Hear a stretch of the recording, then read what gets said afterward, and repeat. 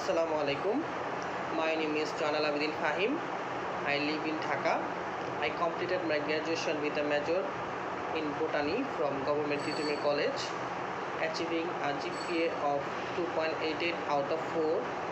I attained an impressive GPA of 4.83 out of 5 in my higher secondary certificate examinations, and I attained a perfect GPA of 5 out of 5 in my secondary school certificate examinations. Now I am employed as a zonal officer at International Distribution Company located at Tesgao.